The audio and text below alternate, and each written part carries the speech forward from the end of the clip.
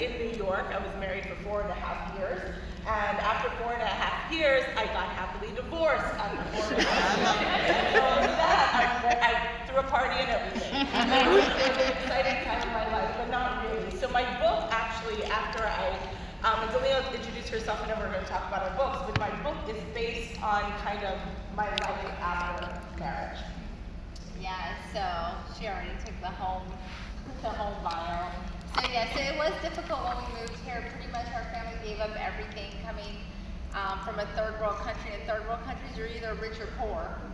There's no middle class. And in Guyana, we were rich. We had a chauffeur. We didn't even call him a chauffeur. He was part of the family, but he would take us to school. He would like hang out with us.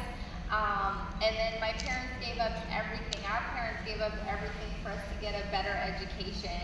And I feel that Kenise and I, that's impacted our own lives, knowing that our parents sacrificed so much. And I remember when we were younger, things that we wanted to, I remember I wanted to take ballet, wanted to play tennis, but our parents couldn't afford it because, again, they sacrificed everything for us to live month by month. And I think it's unfortunate, but a lot of times in ministry, the pastor is always the last person to get paid. All the bills have to get paid first. I know sometimes dad goes without getting paid. And I think it is unfortunate that people who are ministering to us, that's how they live their life. But we grew up seeing that, and I think Kenise and I have been very grateful for everything that our parents have done. So we wanted not only to give back to our parents and bless our parents for the sacrifices that they made for us, but we also wanted to give back to God because we saw him intervene up to the last penny that we needed. Whatever we needed to pay the bills, he always provided. So after that, again, as Ms. Cassandra mentioned, I went on to medical school and met my husband there. And we have triplets, 2 boys and a girl, baby Luke, Ethan, and Alina. They're 3 years old now, and they're a blessing. They're crazy at times, but I guess that's normal.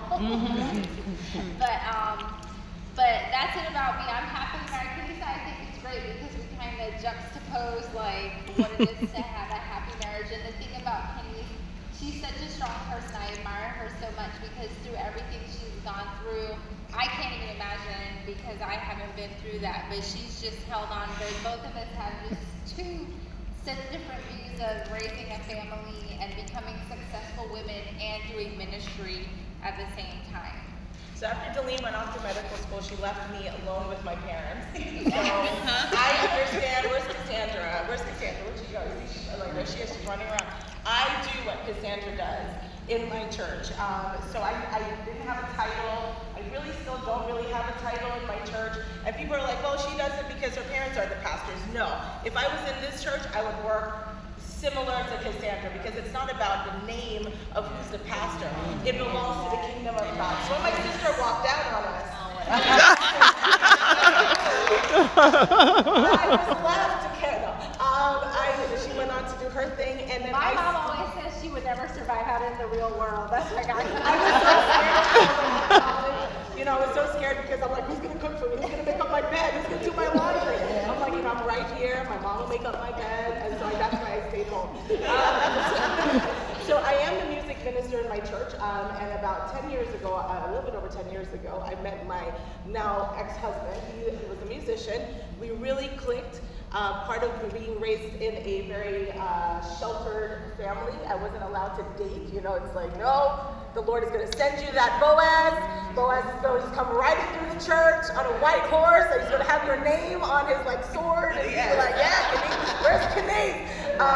So you gotta wait on God, right? That's the kind of background my parents. That was their culture. That's what they were raised up to. You gotta wait on God. So I thought I waited on God, and the Lord sent me somebody, and I took him. He was a musician. We both got very much involved in our church. We were very much involved in ministry in regards to music. And then 4.5 years after marriage, I got my daughter after 2 years of marriage. After 4.5 years of marriage, I found out he was cheating on me. So after cheating on me, I was kind of, well, this is not going to work, I'm talking about, not going to work.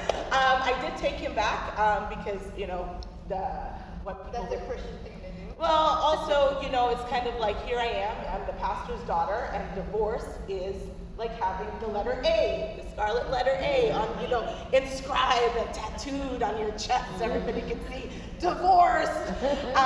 So it's like something, I never went into marriage thinking about divorce. Nobody ever goes into marriage thinking about divorce, right? That's right. I paid like $50,000 on our wedding.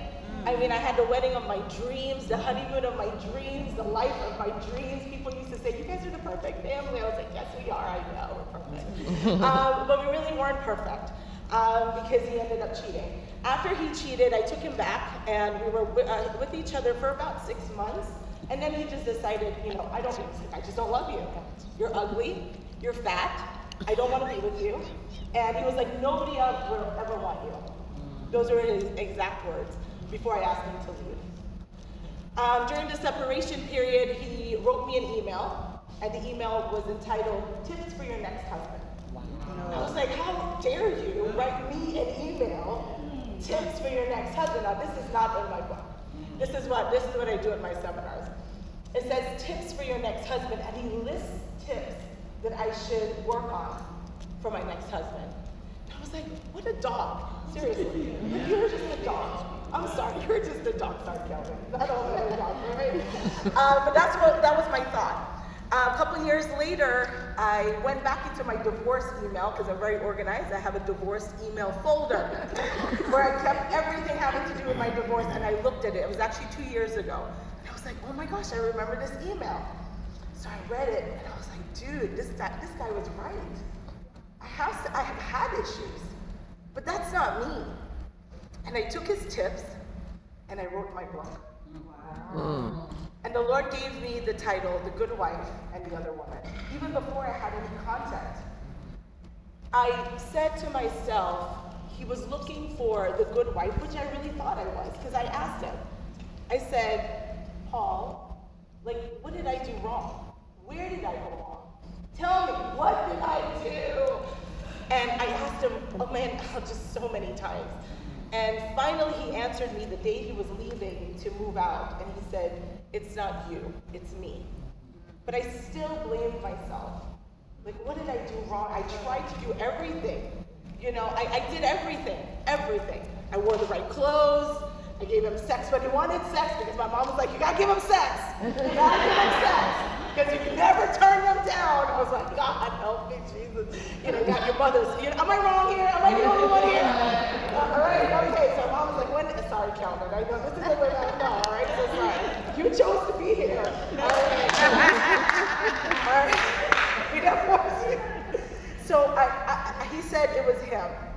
And then I took that title, and I said, God, with a good wife and the other woman, I know what it is to be a good wife, but what was he looking for in the other woman that Denise didn't have?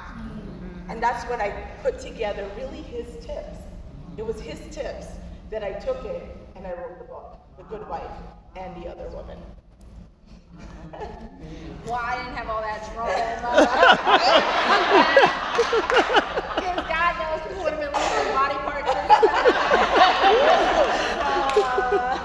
Going Lorena Bobby on people up there. That's so funny. So, rewind. My life, I go to medical school. It's kind of the same thing Kenny said. You really don't think about dating. Whenever you go to the movies, it was always in groups. I was never focused on that because I always knew I wanted to be a doctor, and I was like, this is what I'm going to do. I don't want any distractions.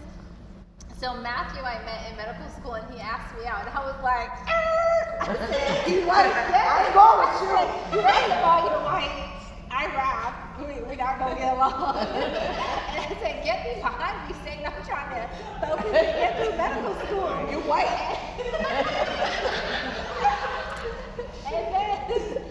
So then, finally, we ended up being in the same study group, and it's just so funny how God works. I always, I feel like God has such a great sense of humor.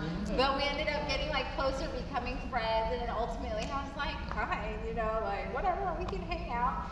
And You white. the caveat there is Matt is really black He really in a is white black. body. He is black. Matt He wears really, white shoes. Yeah.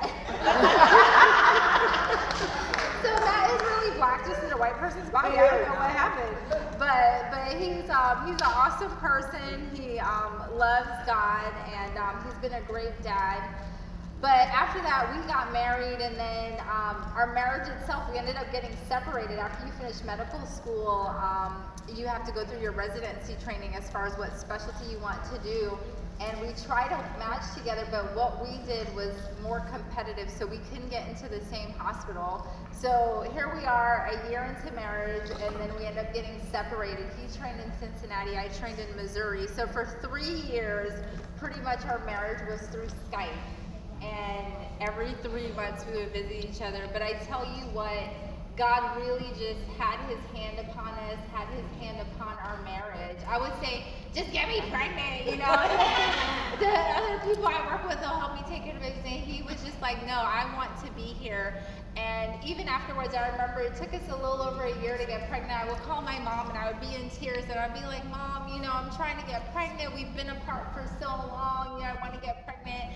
So she was cracking up when she found out we were pregnant with triplets because she said God was like, shut up. Stop praying to get pregnant. Look, because we were praying for twins. I remember that year, 2015, our first fruit offering that we gave, we wrote on the check that we were praying for twins, that we want to get pregnant with twins. And she was like, God said, here's your twins, and here's the extra ones. Leave me alone about getting pregnant. So since then, we currently relocated to St. Louis. It's been a busy, busy life because both of us work full time. We take call, you know, all that doctor stuff. And then in addition, we have these 3 little ones who are just like crazy. And I've also authored a book. My book, the reason I wrote my book, because as a full-time working mom and having a full-time job at home, because we all know what mamas started in Kelvin, mamas do the work at the end of the day. But doing that, I really prayed to God because, again, when I was younger, before medical school, I felt like I was more involved in the church. Like how we get Sister Cassandra, she's all over the place. That was Kenise and I doing everything. But with my schedule, I just felt like I didn't have that hands-on in church. And I went to God and I said, what can I do? I want to minister. I know I minister as a steward every day in my practice, but what can I do? What else can I do? And that's when he placed my book on my heart. My book is called Mom, M-O-M, and it means meditate on the word, overcome your obstacles, and motivate your family. And it's a women's devotional, and it's pretty much to inspire us based on the promises of God, because I think it's easy as a woman, as a colored woman, especially when you're trying to attain goals. It's harder. I mean, the reality is it's harder. Even just as a woman, it's harder. Sorry, Selma. But also to remind us that you don't have to get stuck in that rut, that God made us promises, and we need to stand on those promises and keep pushing and persevering, that if you have a goal of writing a book or anything else, just do it, you know, even with the family. So that's what inspired me. Yeah. So we sorry, go ahead. Good. Yeah. So with that, we just want to talk about unleashing the keys to your success. What is it to be successful? Because Kenise and I have been through our own journeys and continue to go through our own journeys. It's so ironic. We have the same parents, but our lives have taken just 2 different paths.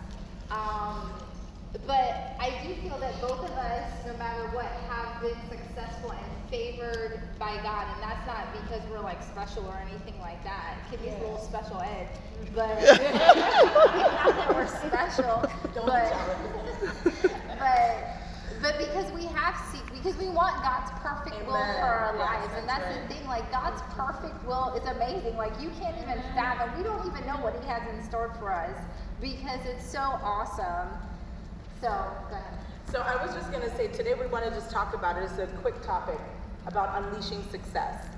What does it look like, success in every area? So when we talk about the word success, who here can like kind of define what does success mean to you?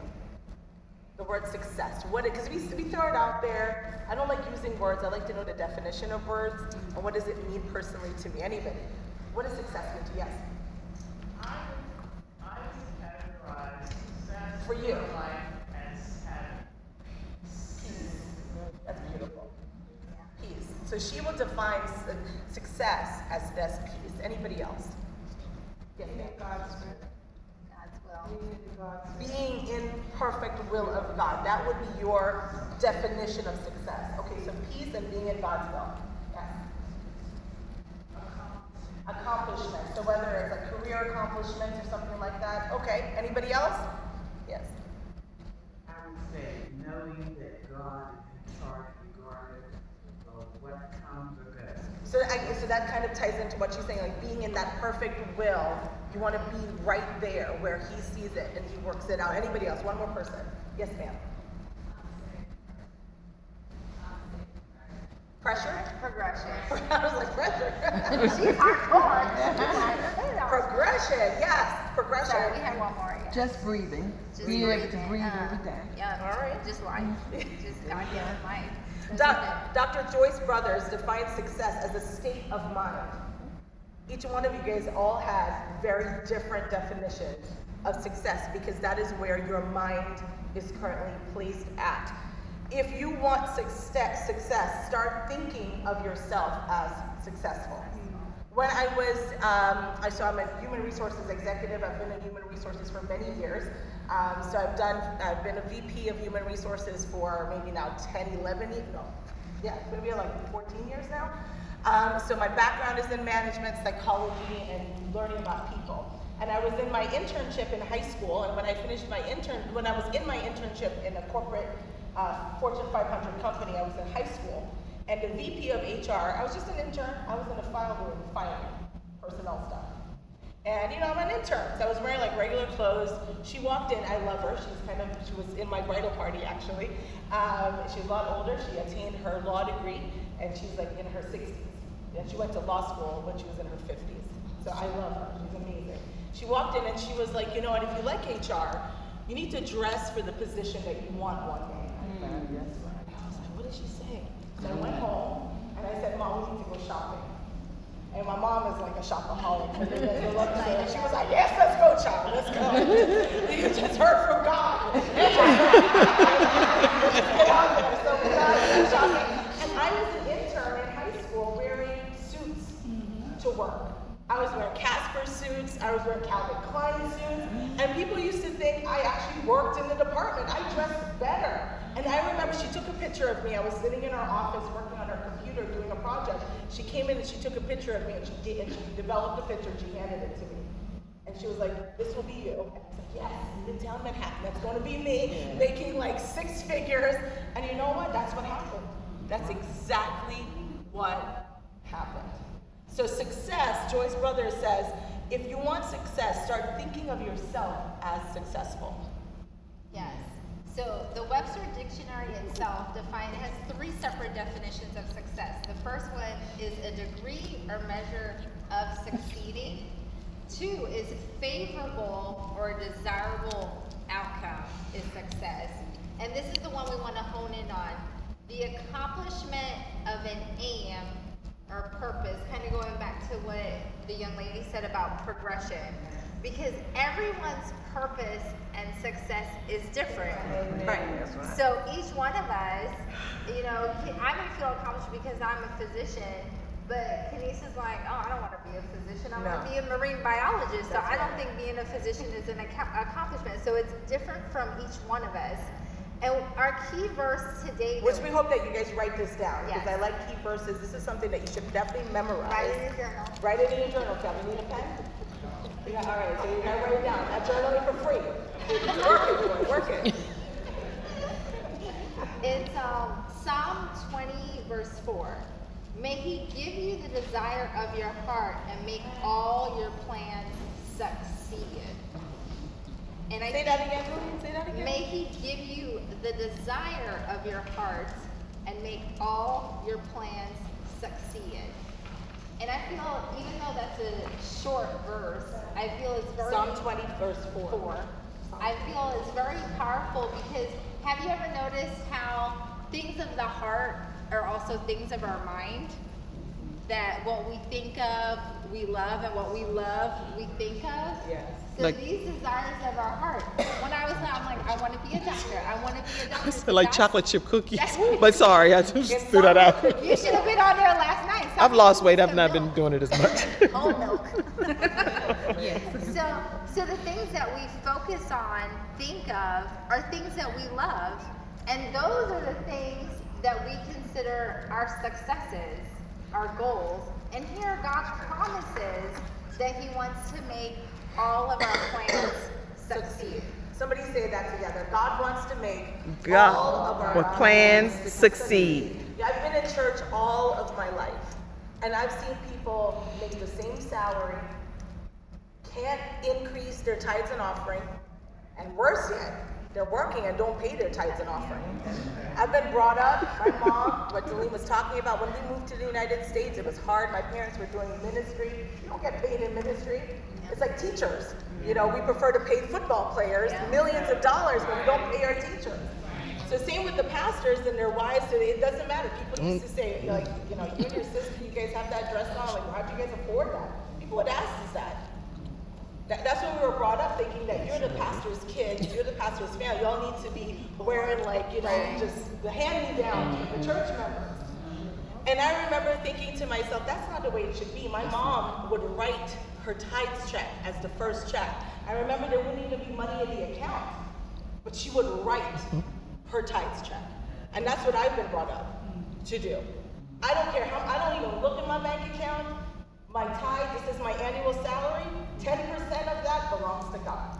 That's If the I'm bottom wearing line. it, if I'm going on vacation in it, I am stealing from God. So my success is based on my giving. Preach. Give yourself out of poverty. And that's the opposite of our thinking, right? You think you're going to get blessed and you get prosperity, holding on to that money. But you give yourself out of poverty in order to be prosperous. So we wanted to leave 7 points with you guys, because today we're going to talk about unleashing your success. So if you have pen and paper on your phone, if you all have your little phones, you can write it in your little notepads on your phones about unleash. So if you write the word unleash, UNLEASH, where it's an acronym, we're going to be giving you specific words that you're going to walk out here, because I'm sick and tired of Christian people going around in circles and we're not making it happen in our lives. We don't live a successful life in peace, in progression, in the things of God, in your career, in your faith walk. And then furthermore, last night, I do a daily devotion every night on Facebook Live, every night at 10 o'clock. I've been doing it since October, every day. Last night, Deline was on it with me, and we were praying for people who are sick. And I'm like, how are we going to fulfill the things of God when we have back pain, diabetes, cholesterol, like cancer? It's all from the pit of hell. So I'm a big believer. I'm going to start preaching, y'all. So Yeah. excuse me, y'all. That's it right there, girl. You right in the right place. Preach. So what we were talking about last night, but the thing is, with unleashing, you also have to release Correct. Thank you. things that are holding you back. Turn to your neighbor and say, in order to unleash, I need to release. In order to unleash, I need to release. And that's what we In order talked to about with unleash, healing. you need to release. A lot of times what we're praying for with such as healing or blessing, we're being held back by sins that we're doing. So you have to release those things that are not of God. If you're stealing from God, if you're not paying your tithes. Last night on the video, I was talking about addictions to pornography, to drugs, to alcohol, smoking, that you have to release those things in order to move forward, to press on. Right. So the first letter that I'm going to take today is U for unleash. Don't, and the word is underestimate. Underestimate. The U, I want to say, for unleash, in order to release, is underestimate. Don't underestimate me. I know more than I say. Think more than I speak, and notice more than you realize. And the reference here is a beautiful story that I love. Talking about underestimating. People underestimate you. Your family may have underestimated you. Your husband, your spouse, your boyfriend underestimate you. Your children underestimate you. When I got my divorce, I became a single mom very, very quickly. And all of a sudden, I knew people were like, well, people who hated me, they were like, well, that's what she gets. She deserves that because Kenesa's always on a high horse. God just knocked her down from our high horse. And I felt, don't underestimate me, because I'm going to be even greater than even when I was married. And the reference here, you can write this down, is 1 Samuel 16, 6-13. Here is Samuel coming in to anoint the next king. He doesn't know who the next king is going to be. And the Lord says, Samuel, 1 Samuel 16, 6-13.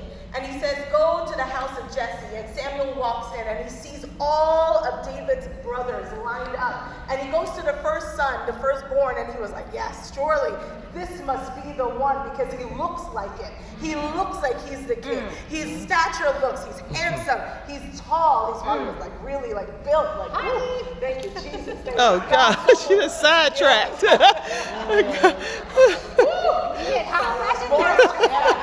my God, give me some Morris Chestnut. Anyway, so he was looking like Morris Chestnut. That's my little crush, all right? So he was like, this one has to be the king. And you know what? He had an oil. He had a vial of oil. Put it over probably his head, and the oil would not pour.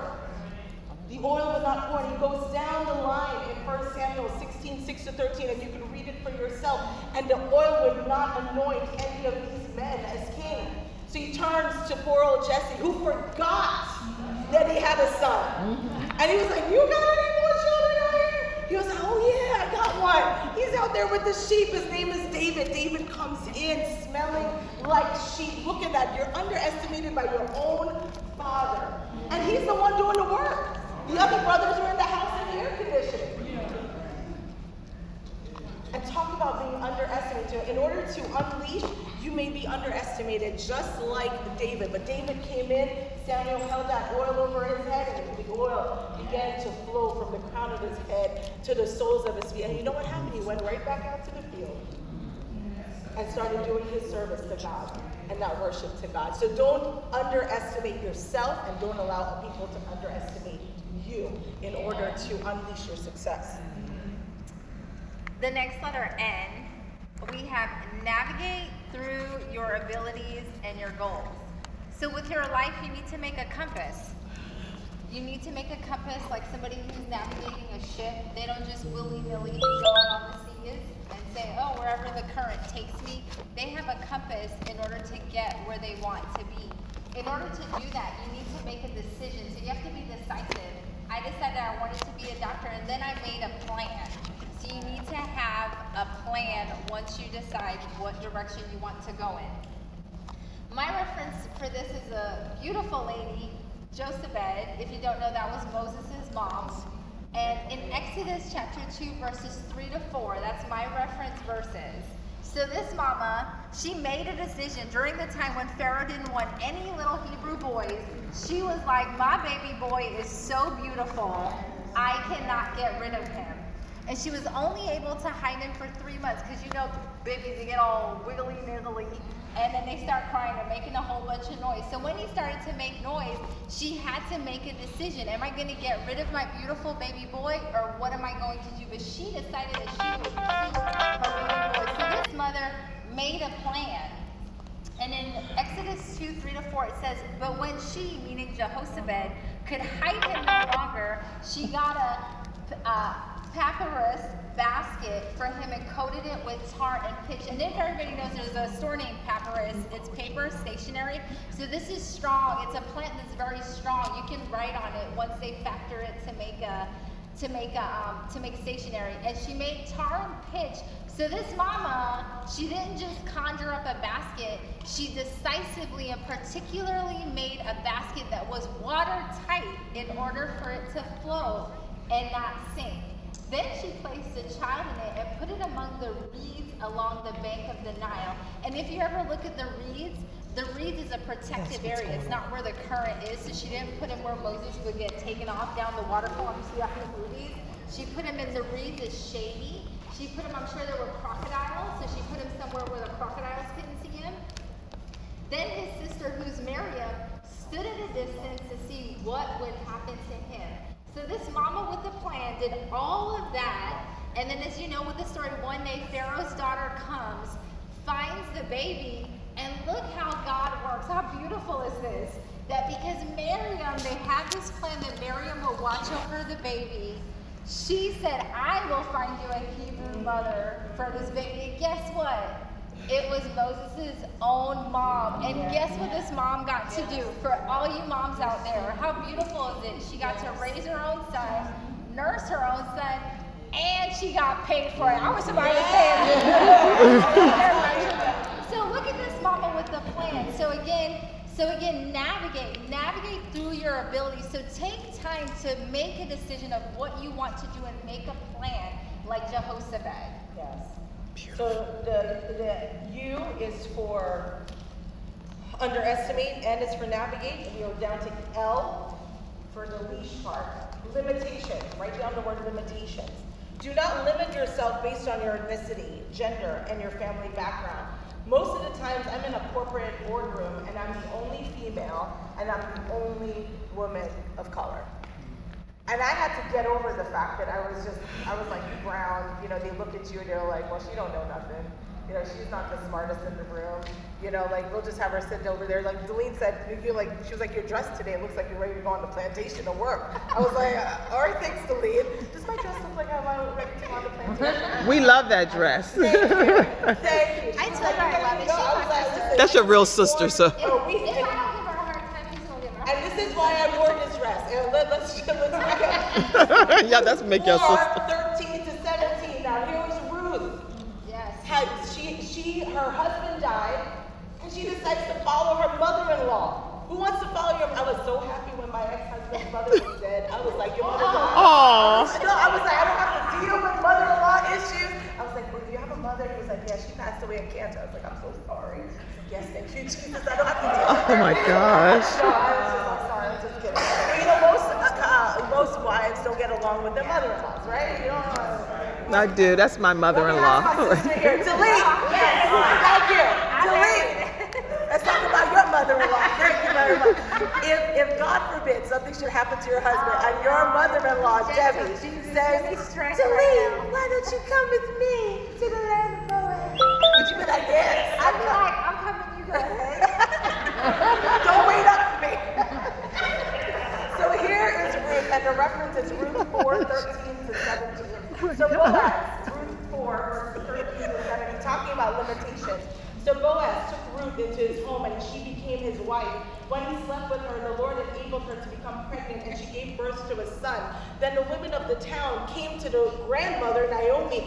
Praise the Lord, they said, who has now provided a redeemer for your family. May this child be famous in Israel. May he restore your youth and care for you in your old age. For he, and this is a grandmother they're talking about. They're referring to even Ruth. For he is the son of your daughter-in-law who loves you and has been better to you than 7 sons. Naomi took the baby and cuddled him to her breast, and she cared for him as if he were her own. The neighbor women said, now at last Naomi has a son again, and they named him Obed. He became the father of Jesse, who then became the father of David, and that lineage went on to becoming Jesus. Look at that. The limitations in our minds that sometimes set us apart, set us differently, and it's very hard. When I walk into, I was just there a couple of weeks ago, I was CEOs, it was a CEO meeting, all CEOs, Fortune 500 CEOs. I had to go in to do a presentation on sexual harassment. So I had to train them on how to sexually harass their employees. And I'm walking in there, man, I walked in there and people talk about taking a seat at the table. Kenise doesn't just take a seat at the table. I take the head seat at the table. Actually, to make it even better, I walk on my own table and my own chair. And I'm like, y'all move your table aside. Kenise got her own table. You guys heard that reference, right? Take a seat at the table. You want to Right. earn your seat at the table? I bring my table with me. I don't want your table. I'll bring my own table. So limitations. Delete.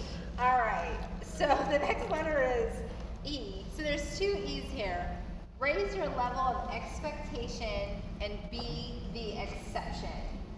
So expectation and exception. And the reference here is Esther, another beautiful woman in the Bible.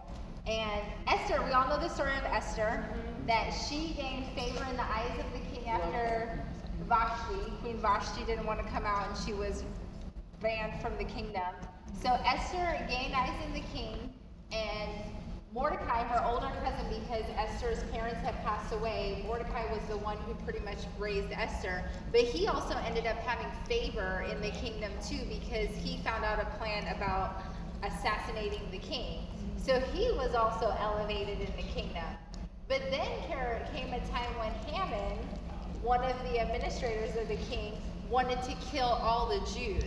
And the king was not aware that Esther was a Jew and those were her people.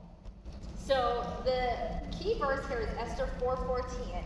It says, "For if you remain silent at this time," this is Mordecai speaking to Esther, "relief and deliverance for the Jews will arise from another place. Yes. But you and your father's family will perish. And who knows but that you have come to your royal position for such a time as this."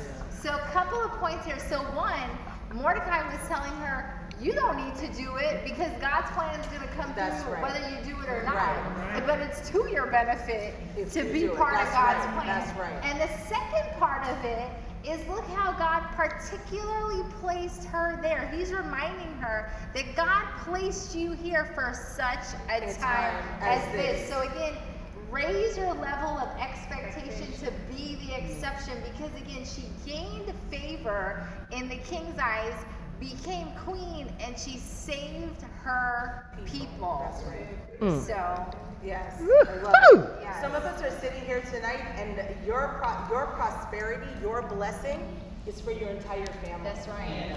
It's for your entire family. Every person that surrounds Yes. you will get a trickle effect, Yes. a trickling effect, That's which we'll right. talk about towards the end. All right, so you guys are with us. So we have you, underestimate, and navigate, L, limitations, E, exception, and we raise the level of your expectation, and E, the exception. And then I'm going to take A, we're almost there. Ascertain wisdom.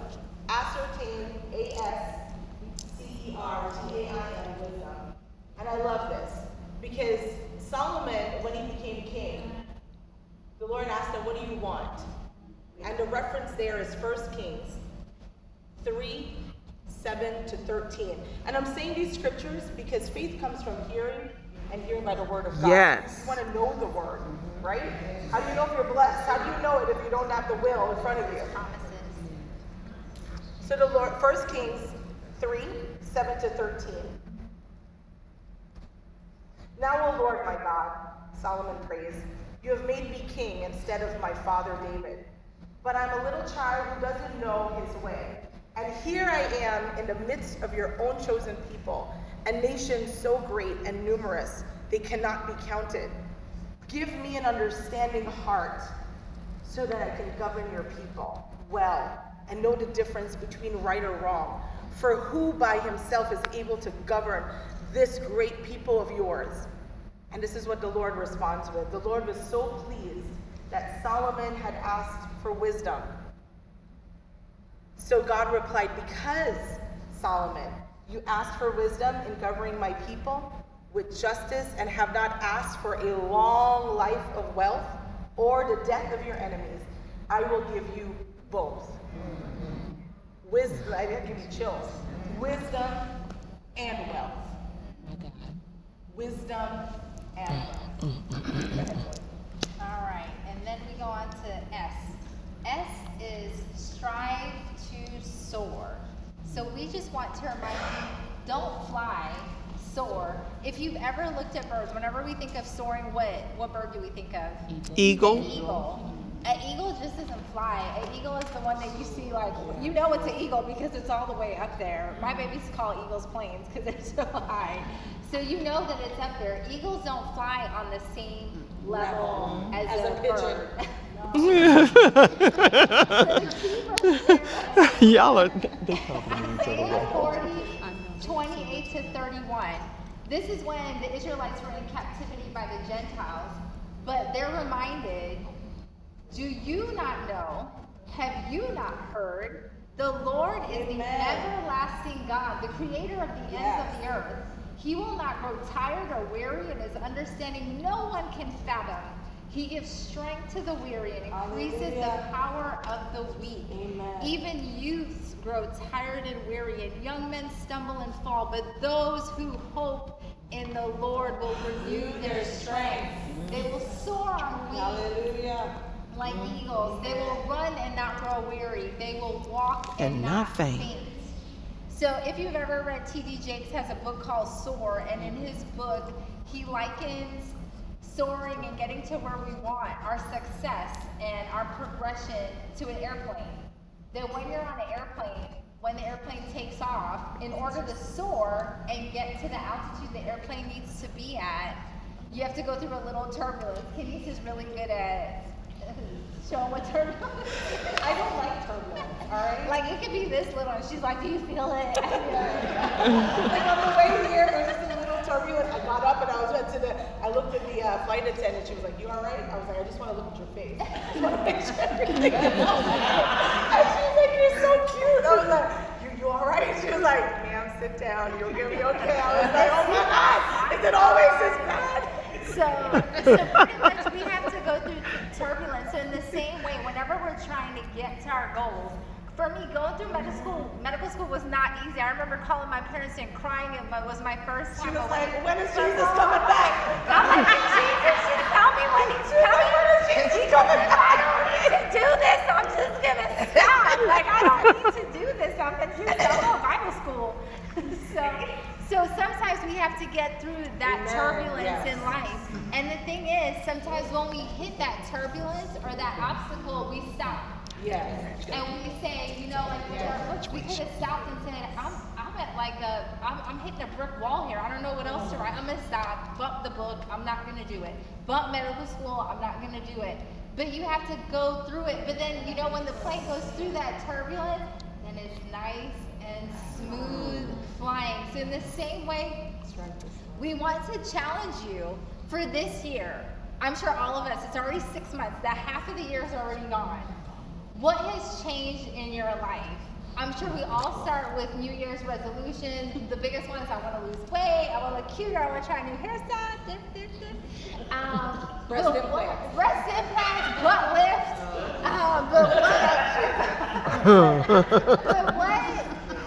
But what has changed? Those resolutions that you have written down, has anything changed, or are you just flying with the pigeons? Yeah. Or during these 6 months, Better yet, have you you, haven't even taken off like a chicken. You're like, yeah, I'm getting there. I'm getting there. with your clipped wings? So where are you right now? I want you to think about that and take a minute just to jot down. There's 6 months left in this year. What do you need to do in order to get through that turbulence and soar? I used to write down what salary I wanted to make at 25, when I wanted to make at 30, and what I wanted to make at 40. After 40, I was like, my life is perfect. You know, my husband and I would have been wealthy. We would be like relaxing. We're going to be off in Nigeria or South Africa, which is my favorite destination.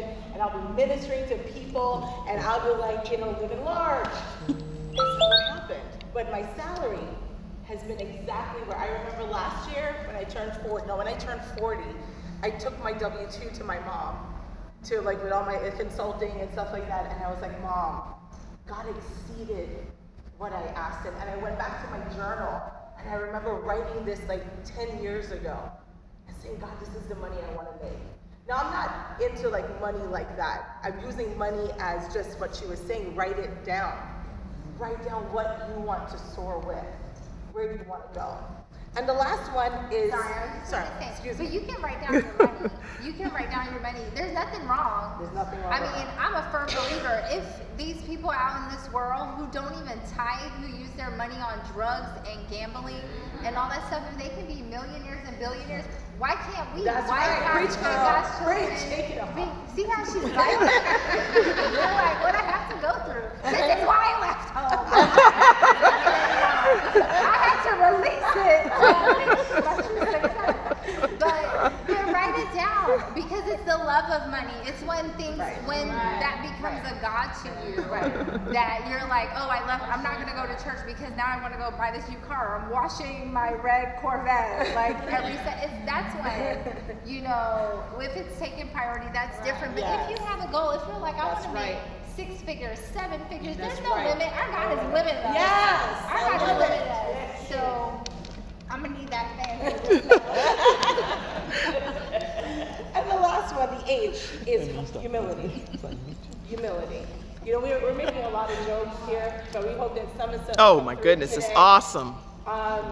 Never let success get to your head, and never let failure get to your heart. That's And so our good. reference here is Joseph, Genesis 50 and verse 20. But Joseph replied to his brothers after they put him in the pit, and from the pit he went to Potiphar's house, and from Potiphar's house he went to prison.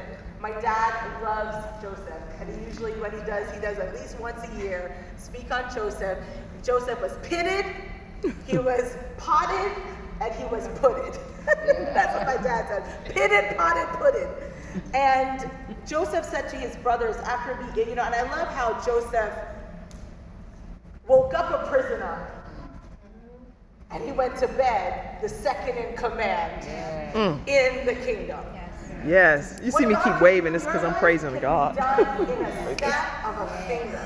You could walk out of here and be set free in your mind, because we started talking about mindset, and God could blow your mind today. Remember, I'm not making this up. Go read it. In Genesis, Joseph woke up a prisoner, Yes. had prisoner food, went to the prisoner bucket to use the toilet, and that night he was in the palace with a robe, with a signet ring, with a necklace, and then Pharaoh's daughter as his wife. He was like, come on, baby, let's get crack-a-lackin' over here. Let's go. Poppy's been waiting too long. But Joseph replied, don't be afraid of me. Am I God that I can punish you? This is Genesis 50, verse 20. You intended to harm me, but God. Somebody yell out, but God. But God. Somebody say, but God. But God. Touch your neighbor and say, but God. But God. But God. But God intended it for good. He brought me to this prison so I could save the lives of many people today. That's right. That's right. So just to recap, y'all. Ladies, just to recap really quickly. The U is to underestimate. N, navigate. L, limitations. Don't let those limitations get as a hindrance. E is expectation and be the exception.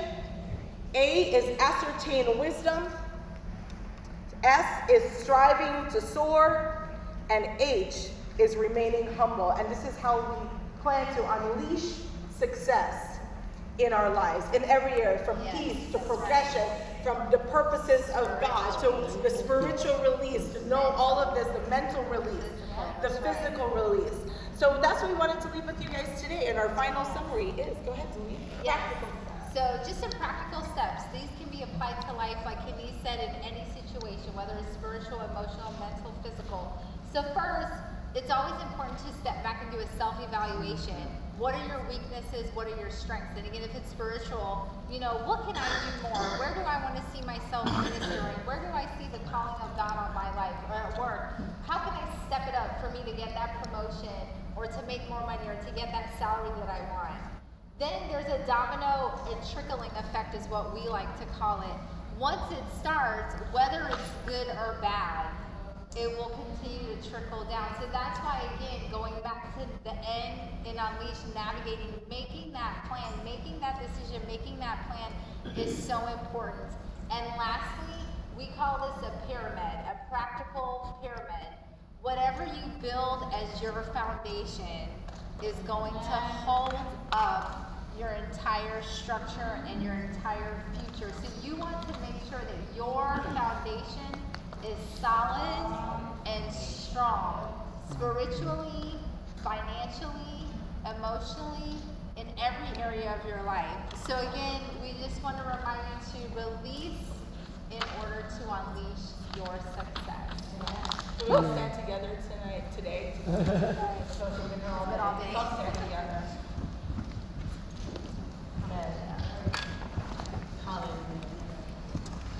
First Lady, you have to leave. Okay, yes. So Yes, I just we want love to make you. sure that I tell you all good. I love you, and I enjoyed this Congratulations. tremendously. Let's give them a great big round of applause. And I want to present something real fast to you. And thank you. First of all, could you have gotten me? Well, I mean, literally, was this incredible?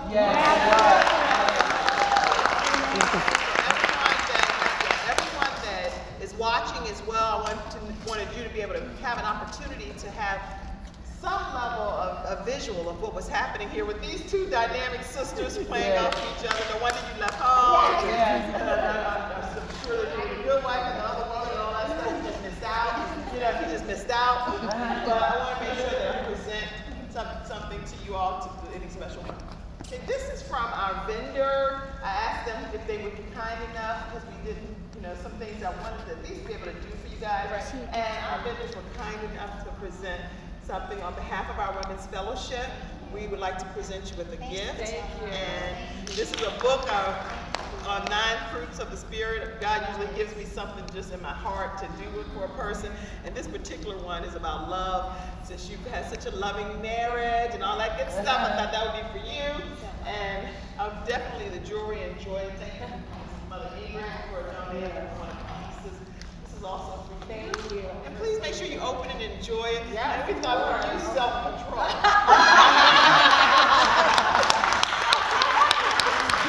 Self-control. With activities, worksheets. It's filled with some different activities, worksheets, different things that you can do in there. And this is for baby girl, your little ginger sweetheart. And something too for you. Okay. And of course, we're always going to have something for you too. So I will make sure that I get something over there that I would like for little Scott. Okay. And then this is for Cassandra, all that she does. And it's filled with quotes in here, and it says, for a friend. And in here it says, the friend in my adversity I shall always cherish most. I can better trust those who help to relieve the gloom of my dark hours than those who are so ready to enjoy me with the sunshine of my prosperity. And it's a lot of different quotes in here. So I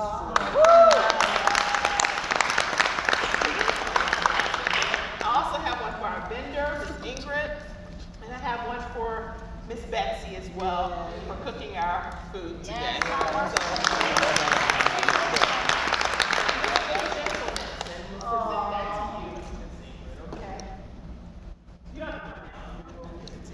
And Miss Betsy, because of you, I laugh a little harder, I cry a little less, and I smile a lot. That's right.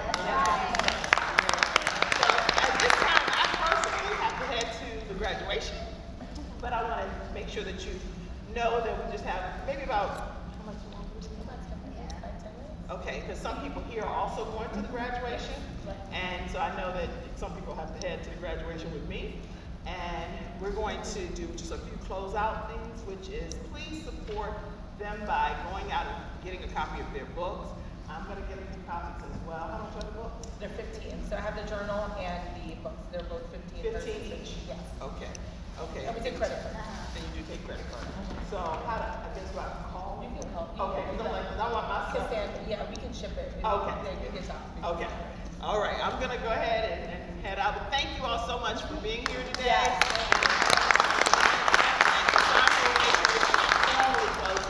Today. Yes. All right. Thank you, First Lady. Thank you. All right.